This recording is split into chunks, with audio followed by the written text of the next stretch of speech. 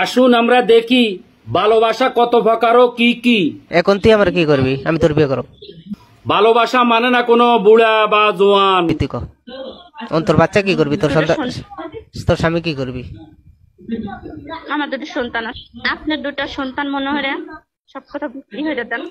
আমি কেমনে আমার মেনে নিব? পাশে রাখেন। আমার সমাজে কি কইব? আপনি মেনে নিয়েন না, আপনি মেনে নিয়েন না, সমাজের কিচ্ছু বলা লাগবে না। আপনি আমার বিয়েও হরেন না, আপনি অন্য জায়গায় বিয়ে হয়ে আমাকে সারাটা জীবন আমি তোরই করব, তোরই করব। কি করবি তুই? না, আমার সল দুটোর জীবনটা নষ্ট করে দিন না। ওখানে তুই কি করবি সেটা বল। আমার কিন্তু অনেক রক্ত। আমি আপনার পাশে সারাটা জীবন থেকে যাবো, ছাতির তলে, আপনার ছাতির তলে থেকে যাবো। আপনি বিয়ে হরেন, আপনার ছাতির তলে আমি সারাটা জীবন থেকে যাবো। আপনি যখন যা করবেন আমি রাজি, আপনার কথা আবার কখনো হবো না, কখনো হবো না।